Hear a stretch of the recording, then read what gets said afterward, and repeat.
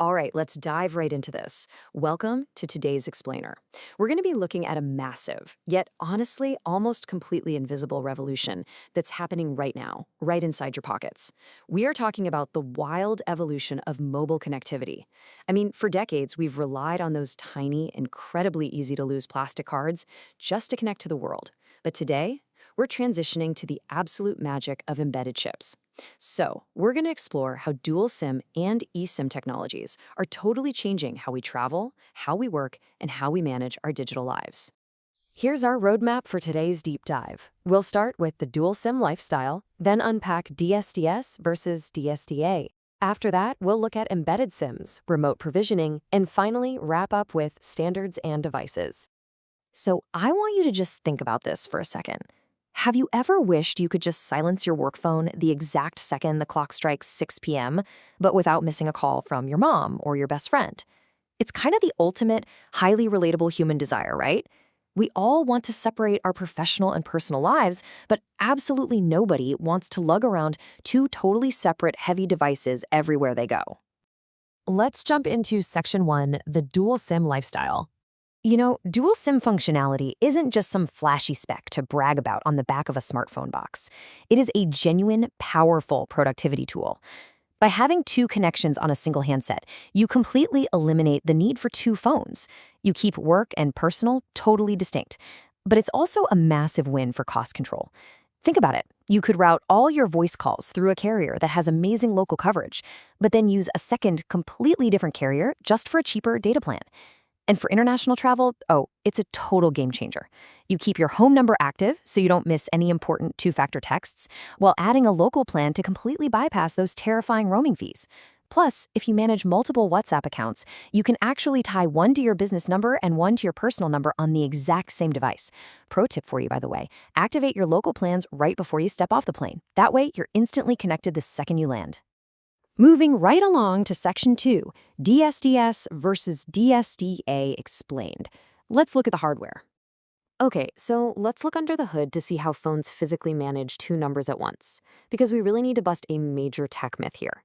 A lot of people think they need to buy the biggest, most expensive spec sheet out there, but let's actually compare. First up, we have dual SIM, dual standby, or DSDS. This uses a single transceiver that just switches super rapidly between your SIMs. Both numbers sit on standby, but only one is active during a phone call. It is incredibly power efficient and honestly handles about 95% of real-world use cases perfectly.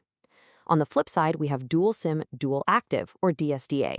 Now, this uses two separate transceivers, meaning you can literally be on a call on one line while actively streaming a video over data on the other. But that comes at a pretty steep cost, specifically massive battery drain and a much higher price tag for the device itself. So the absolutely crucial point here is understanding these real-world limitations before you make your next purchase. Even on most dual SIM phones, usually only one cellular data network is actually active at any given time. If you do decide to go for DSDA, just be prepared for your battery to take a hit. Those dual transceivers require really complex radio frequency, or RF, interference shielding just to stop the two active radio paths from scrambling each other. That adds a ton of hardware complexity. And hey, one more thing to watch out for: carrier locks. Some network providers sell phones totally locked to their service, which might completely block you from even using that second SIM slot at all. Basically, always confirm the phone you're buying is unlocked. All right, Section 3, enter the embedded SIM. We are finally at the end of plastic cards. This right here is the technological leap, where we finally toss those little physical cards in the trash. The differences are honestly staggering. Think about it. To switch carriers with a physical SIM, you have to hunt down a paper clip, awkwardly pop the tray, and pray you don't drop that microscopic piece of plastic into the carpet. But with an eSIM, you just download a new software profile in a couple of minutes. The risk factor practically drops to zero because the eSIM is stored safely on a chip built directly into the device during manufacturing. No more damaged cards, no more lost cards. And while a physical slot only holds one profile, an eSIM chip can store multiple profiles, just keeping one active at a time. The sheer speed and flexibility of eSIMs make them the absolute ultimate tool for international travelers. You don't have to wander around a foreign airport looking for a SIM kiosk anymore. You just set it all up remotely. Which perfectly cues up Section 4, remote SIM provisioning. Okay, we're diving into the deep tech now, because the obvious question you're probably asking is, well, if there's no physical card, how does an embedded chip actually get its cellular data?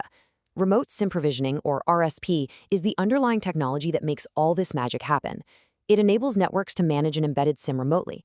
Think of it exactly like downloading a really fast, highly secure software update to your phone instead of having to drive to a store to buy a physical CD just to install a program. It gives us, the consumers, this incredibly easy and immediate connection to mobile networks. Literally, instead of manufacturing, shipping, and distributing millions of plastic cards all over the globe, the profile data is just securely downloaded over the air, straight to the chip inside your phone. You get an immediate, secure connection directly from the device itself. It's brilliant. And finally, Section 5, Devices and Industry Standards. Let's look at the global ecosystem. If we zoom out of it to look at the broader ecosystem, we see that remote SIM provisioning extends connectivity way beyond just our smartphones. RSP actually categorizes hardware. So you have primary devices, like your smartphone, which can essentially provide capabilities to other stuff.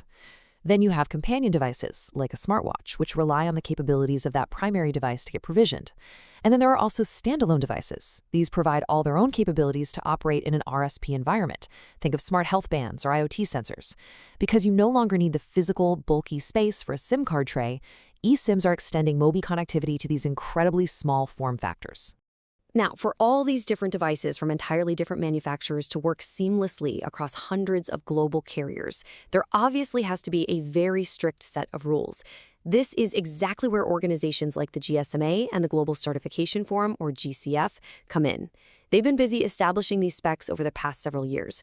We've got SGP.21 for architecture, SGP.22 for the technical specs, and SGP.23 and 24 for testing and compliance. The GCF certification process basically ensures that when a manufacturer claims their device supports RSP, it genuinely fulfills those strict GSMA requirements. This rigorous testing prevents market fragmentation. It's the reason your eSIM works just as beautifully in Tokyo as it does in Toronto. To kind of wrap up all this deep tech, I want to bring the narrative back down to earth, back to the human element. This quote from our source material really hits the nail on the head. The people who get the most from dual SIM are those who treat the two SIMs as two distinct tools with distinct jobs, not just two numbers on one phone. That's really it, right? It's about mastering your personal and professional connectivity. It's about utilizing the incredible, invisible architecture of embedded SIMs to give you the ultimate control over when, where, and how you are reachable. So I'm going to leave you with this final thought to chew on. Armed with all this new knowledge, the battery savings of DSDS, the sheer speed of eSIM profiles, and the seamless over-the-air magic of remote SIM provisioning, how are you going to rethink your connectivity and separate your digital tools on your next international trip? Thank you so much for joining me for this explainer today. Until next time, stay curious and stay connected.